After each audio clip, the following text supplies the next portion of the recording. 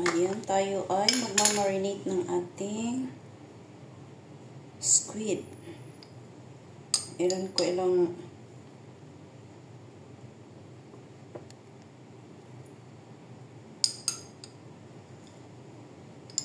truffle.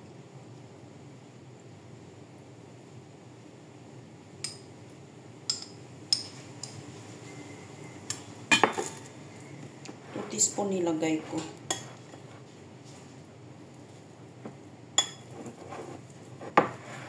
Tapos lagyan natin ng asin.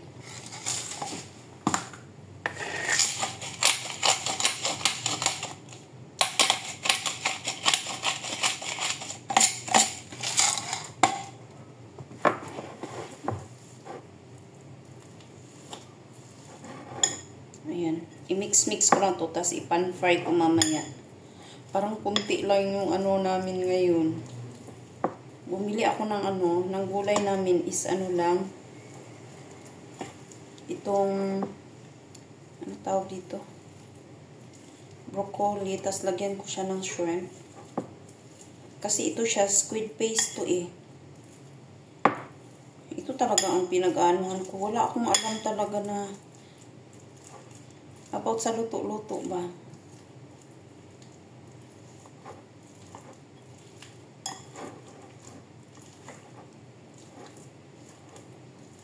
Ayan siya. I-mix-mix ko lang siya. Tas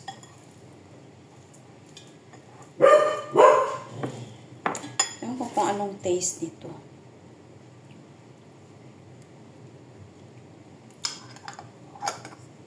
Ano siya? Made in Italy. Sunflower.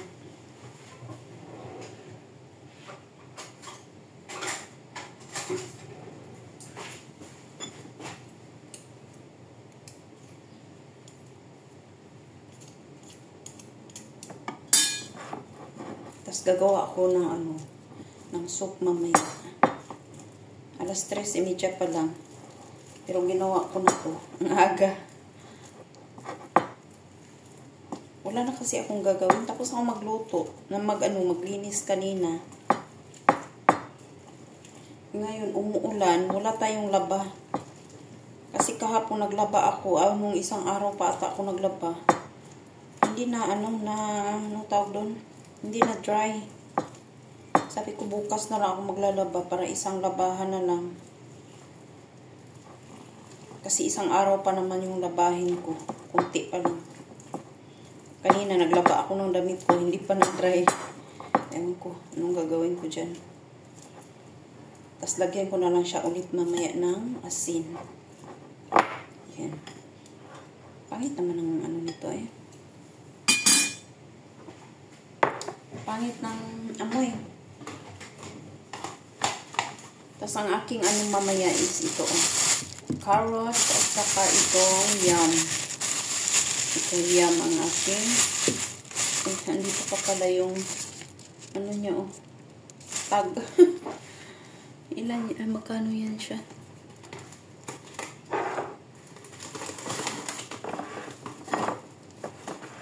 Tapos bumili din ako ng chicken wings. Baka sakaling baka magkulang ba. Pero hindi na siguro, ito na lang. Marami pa namang ulam. Kaso lang, yung amo kong lalaki is kailangan niya talagang kumain ng maramihan. Kami ng amo kong babae ay okay lang sa amin. Kunti-kunti yung kain namin. Ngayon nga, busog pa ako. Sobrang busog. So, ayan. Ito mamaya na to. Ang aking meat. Ayan ito. Siguro ito lalagay ko na sa freezer. Kasi parang hindi naman siya mamaya. Hindi natin maluluto. Ayan. Tapos ito ay dito lang.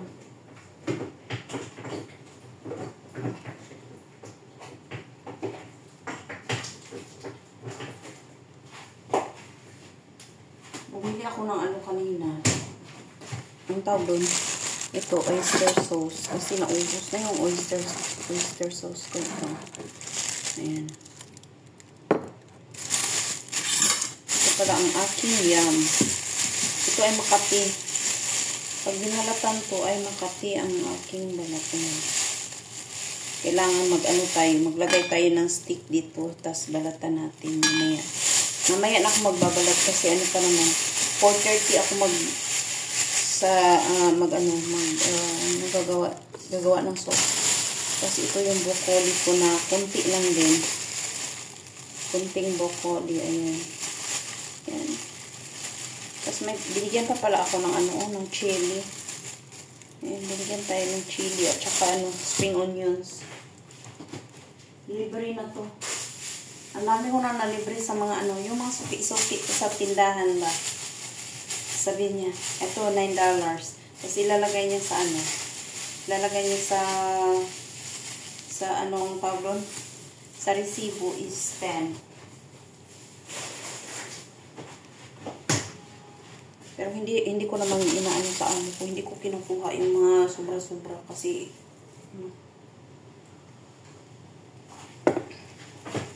ayoko nang makarma.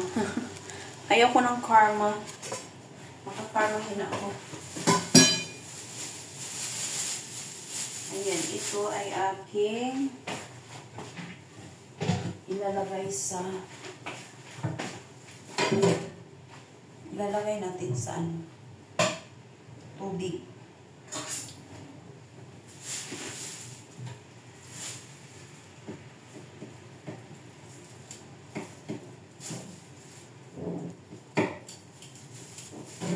Ang nila ngayon, ang broccoli nila ngayon is maliliit. Parang bagong siya ba, bagong harvest.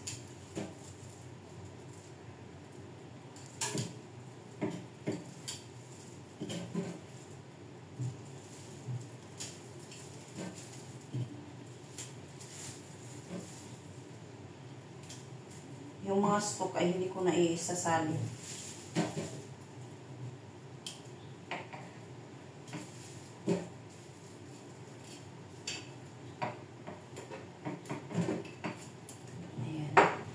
Ayan, may stock ko.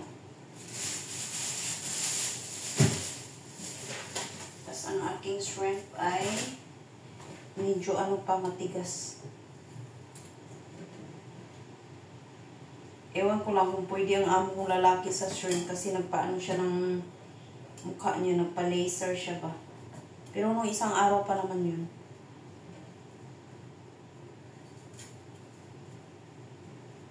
Bawal kasi ang seafood pag nagpa-facial siya.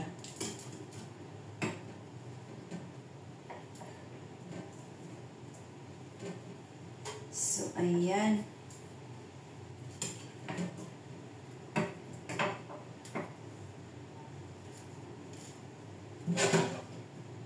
Dito ako nahihirapan sa mga luto-luto ba kung anong gagawin.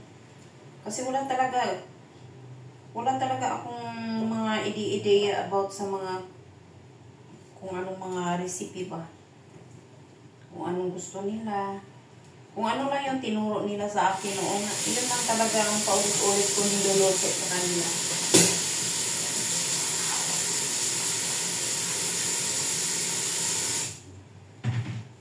So, ayan. Done.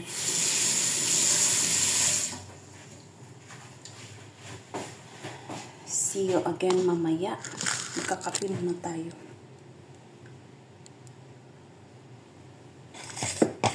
Ayan. Ayan, umulan na naman sa labas. Kanina pa tong umaga. O kagabi, kanina pa palang kagabi pa yung ulan. Or kahapon. Umuulan na. Tapos medyo malamig na dito. Sabi ng busing ko, sabi niya, Lynn, bukas na, medyo malamig na. Sabi ko, di wow, gusto ko. Mas gusto ko kasi yung malamig kaysa sa summer ba.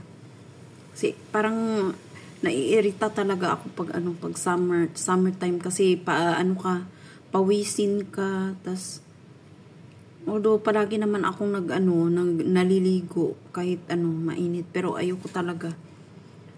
Magkaiba sila sa doon sa Middle East, kasi Middle East mainit siya as in, pero sa loob ng bahay is super malamig kasi may 24 hours yung yung AC. Dito Saka lang siya i-open pag pagdating nila or super mainit talaga yung feel nila na mag 40 degrees na. So kailangan namin i-open para sa mga mga alaga. Ayun. Pero pag may timing. Siguro mga 3 oras, mga ganyan lang. Not same talaga doon sa sa Middle East na even na malamig yung panahon is nakaandar talaga yung AC. So, ayun ang pinagkaiba. Gusto ko doon kasi nga siya.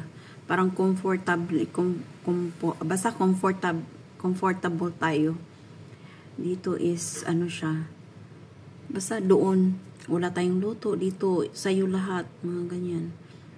Although medyo malaki-laki ang sahod dito nila is talaga siya sa sa trabaho. Hindi naman as in na mahirap yung trabaho ko. Yung nang talaga yung minsan, hindi nila sasabihin kung anong gusto nila. So, ikaw ang mag-iisip talaga. Kadalasan talaga ako mag-iisip ng Mag-iisip lang yung amo ko pag Friday or Sabado. Sabado or mga Linggo ng gabi. Kasi minsan lumalabas din sila Saturday. Minsan lang talaga. So, ayun. Nakaka-stress mag-isip kung anong lulutuin. Buti sana kung ka na.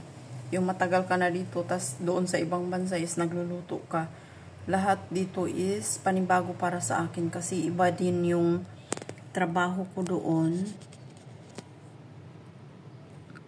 Tas dito is iba din. Parang siya. Doon kasi isa lang trabaho ko. Mag-aalaga lang ako ng hindi naman isa. Kasi naglilinis din naman ako. Ayan, linis ng ng bahay ng mga kalapati. Tas dito is buong bahay talaga ikaw maglilinis. So ayan. Doon pagkatapos mong magtrabaho kahit hapon or mga hapon, pwede ka na mag-upo-upo dito. Pwede naman, paano? Dito ako sa sa gilid-gilid, nakatago. Pero doon sa taas may mga camera tayo eh. May mga tayo. Kasi doon, pag tapos ako, kunyari, tapos ako magtrabaho mga 4. Ayan, wala nang iutos yung amo ko, tapos na lahat eh. Tas doon ako sa kwarto, minsan ko, namamalansya ako ng mga damit ng mga alaga namin. Tinutulungan ko na yung kasama ko. Minsan nauupo lang mga ganyan. Hindi parehas dito na hanggang sa kung kailan 9 mag-9. Saka matatapos or hindi or minsan aabot pa yan ng 10 or 11 mga ganyan pag nasa labas kami. Yun ang mahirap. Tas doon sa din sa school na pinagtatrabahuan ko noon is maaga nga yung gising ko is mga mga 5 siguro, 5:30 ako nagigising, tas maliligo na ako niyan. Basta pa lang, yung parang gabi pa lang doon sa yung pa talaga, madilim pa ba, medyo madilim pa. Ando na ako, papunta na ako sa school para mag-duty kasi 7 o'clock siya. 6:30 open na yung 6 or 6:30 mga ganyan, open na yung school. So, kailangan ko pumunta doon ng maaga para makapag ako, ma-check ko yung area ko, kung malinis na ba or okay na. Baka, minsan kasi na-short ako sa time. Yung ibang yung mga, tawag doon? Mga garbage na, hindi ko pa nalagyan ng mga, mga plastic. So, mauna talaga ako. Talaga ako as in sa time, very punctual. Basta very early talaga ako pag nasa trabaho. Yun ang sa akin. Kailangan mas mauna ako kaysa sa time na i-open. Ganyan ako. Tas yun. Nasayang lang kasi napauwi ako tas hindi na ako makabalik doon sa sa Kuwait. Gusto ko sana doon sa school na yun kasi siya ba, parang sanay na ako sa trabaho, tas okay na yung mga ano, yung mga teacher, mga ano ko na, mga close ko na yung mga teacher, mga kakatrabaho ko. Tas lahat kami, mga Pinay doon. Ay, mayroon namang ibang lahi nung andun pa ako ngayon is puro Pinay na daw ang kinuha nila sa school na yun. So, ewan ko lang, we'll see next year. Ewan ko lang. Gusto kong bumalik doon kasi ano para siya, parang ano ako ba, komportable ako sa trabaho na yun. Kasi 6, ipagpalagay natin 6 to 3. So, ilang oras lang. 3:00 ng hapon, tapos na yung trabaho namin. So, pwede na ako mag-relax, pwede na ako matulog hanggang gabi, hanggang umaga na yan. Or, pwede ako magala everyday. Ayan. Yun ang gusto ko doon. Tas, may freedom ka ba? Libre ang kwarto, libre ang anong tawag doon, may allowance kayo. Dito sa'yo lahat. Although may libre naman pagkain sa amo mo, pero iba pa rin yung kasi iba sila kumain dito konti-konti lang. So, kailangan mo talaga, pag Pinay ka, alam mo na yan, hamal talaga tayo kumain, hindi yung pakunti-kunti lang. Kasi ang rice nila dito is isang bowl nga siya na maliit lang talaga na bowl. Siguro 3 kutsara. Ang pinakamarami na yan is 5 na kutsara ang makakain mo. Yan ang pinakamarami. Sa akin is, inano ko talaga sa kutsara is 3 kutsara lang talaga siya. So, isang takal ng pang rice cooker na yung plastic. Isang lang talaga cup. Wala nang half, wala nang isang takal lang talaga. So, yun na nga kakainin namin 3 plus lunch pa namin yan hanggang kinabukasan ng kong babae. So, yung sa atin is 1 salmon na bigas is makakain mo na yan isang tao. Dito sa kanila siguro lulutuin mo yan 1 week. O 1 week mo yan lulutuin sa dito sa bahay na to. So, mahirap talaga. So, kailangan natin ng pabangil-bangil ba? Wala, nahilo ako bigla. Umakyat yung dugo ko sa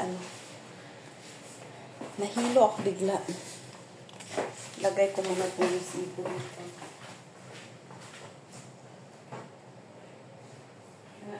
Nangukuha ako ng resibo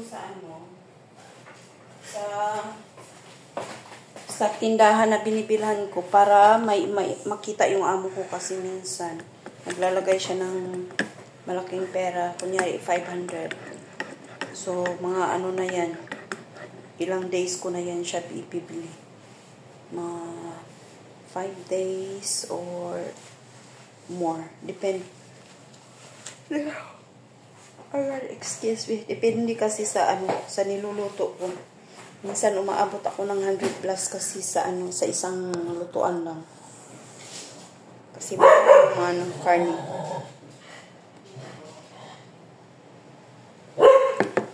Yung anong tawag doon? Yung pork ribs, yung mahal. So, yun ang favorite ng amo kong lalaki. Neng, ang yung ko talaga o yung alaga ko is naiinis na ako. O diba ang aantayin ko yung oras. 4:00 pa lang ngayon. May pa ako, kalahating oras pa ako magantay. Ayun, kulimlim na talaga sa labas. Umuulan na siya ng pakunti-kunti. Pero ito yung gusto ko. Kaso lang, pag naglaba tayo, hindi talaga tayo makapag-dry ng ng mga damit. So, ayan kahapon, buti na lang na na dryer ko sa loob. Pwede naman ako mag-dryer sa loob, kaso nga lang, nahihiya na ako ba. Gusto ko nga magkusot ng laba, kaso hindi ako nakabili ng yung basin ba. Langgana, hindi ako nakabili. Inaantay ko yung nasa sa market na magtitinda kasi mura lang siya. Bibili ako ng 2 para sa ko. Kasi gusto kong magkusot-kusot. Na-miss ko yung magkusot-kusot. Tas yung damit ko sa kasi, pag nalabas sa washing, is hindi natatanggal yung mga dumi. Mas gusto kong magkusot. Siguro naipon-ipon na yung mga dumi sa loob ng ano. Kahit isang oras na paikot-ikot yan sa loob, hindi pa rin matatanggal yung mga ano, mga dumi-dumi niya ba. So gusto kong kusutin kasi sabi ko mas ano ako, mas parang feeling ko mas malinis yung laba ko kaysa ano sa washing machine. Kasi mahilig ako sa white na ano na damit. So klarong-klaro talaga yung mga ano, parang naninilaw, may mga ano mancha-mancha pa. So gusto kong anong tawag doon, magbabad. Binababad ko yung puti, tas kukusutin. Yun ang trabaho ko. Noon kasi naglalaba ako ng mga ano, sa washing is inaano ko muna, nilalagay ko muna, binababot ko muna yung mga puti. So malinis talaga ang laba. Ngayon madali ang ano na siya, labada. Saksak lahat doon sa machine, tas ayun na, pagkatapos sampay na. Ayun, yun talaga ang nagagawa ng mga ano, no, mga high-tech na talaga ngayon. Kaya nga yung mga anak ko is sinasabihan ko talaga na ayusin nyo yung ano, pag-aalaga ng mga gamit nyo kasi ano, mahirap na pag nasira na naman ulit. Kasi ilang washing na yan, pang ilang washing na yan nabili ko sa kanila. Pangatlo. Dalawang single yung maliit kasi ilang kilogram, 7 kilogram lang yung ata yun. Tapos nilalagyan nila ng ano, mga bedsheet ba. Tapos ang bigat ng bedsheet ng nanay ko na binili noon. So maraming bedsheet ang nilalabhan. So nag-surrender yung ano ko. Pero hindi naman siguro masisira yun kung inaalagaan nila ng mabuti. Yun nga lang kasi yung mga anak ko is wala talagang pakialam. Ay, mga bata pa talaga, wala pang ano, wala pang care sa mga ano, kagamitan. So tayo na lang ang mag-adjust. Mag-adjust tayo para sa kanila. Ayan ang chika-chika natin for today. Wala na akong ibang gagawin. Nag-aantay ako ng oras. Tas yung ano ko, gisa-gisa lang naman yan mamaya. I-blanch ko yung broccoli. Tas igisa-gisa ng ano sa bawang at saka ano, loya. Lagyan ng basta madali lang. Madali lang din naman yung ano, yung shrimp. So easy lang. Yung soup ang pinakamatagal kasi lulutuin ko yan siya ng ano, 2 oras yun siya. 4:30 to ano, hanggang 6:30. Hanggang 6:30 kasi magluluto pa ako ng ano, ng gulay. So ayan. Puro ano tayo ngayon, seafood. Squid paste at saka ano, yung shrimp with broccoli. Ayan, ang ating mata ay lumalabas na talaga yung mga eye bags ko. Kagabi hindi ako nakatulog. Yung inaantok na ako ba, inaantok talaga ako, gustong kong matulog, kaso nga lang ewan ko bakit hindi ako makatulog-tulog. Yung isip ko ay parang ang daming iniisip ba na ano, sabi ko gusto kong matulog, paano ba to? Nagpaano ako, yung unan ko binaliktad ko kasi minsan pag binaliktad ko yung unan ko is makakatulog talaga ako. Ayun, pinilit ko talaga, 3:00 na siya, 3:30 ata mahigit yun, or 3:40, mga ganyan. Hindi talaga ako makatulog. So nagising ako is siguro nakaidlip ako ng konti, mga ano na, mga 5 siguro, mga ganyan. Kasi nagising ako bigla, mga pag-alarm na. Nag-alarm ng 6:30, yun na ang pagbangon ko ng ano. Sabi ko, hindi talaga ako nakatulog. Kasi pag ano, 9:00, kunyari 9:00, maliligo na ako niyan. Tas ano, i-dry ko yung buhok ko. Minsan hindi na nagda-dry, natutulog na ako. Tas kagabi talaga, ewan ko, bakit hindi talaga ako makatulog as in. Siguro may nag-iisip sa akin. Pagpasensyahan nyo na ako at wag nyo na akong isipin po. Ayan.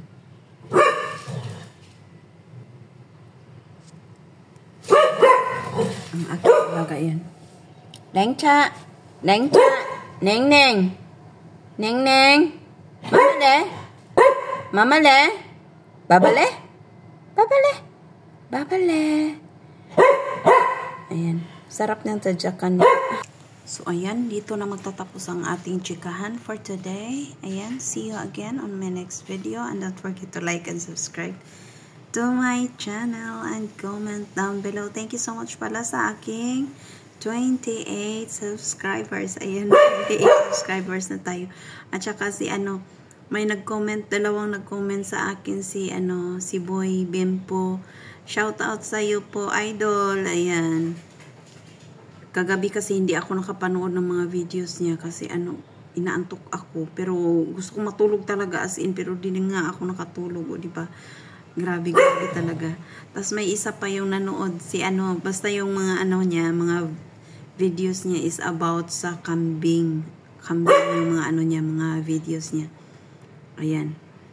Ayan, see you again on my next video. Ingat po tayo and God bless us all. Ang aking alaga ay grabe talaga as in. Ayan, bye for now. See you.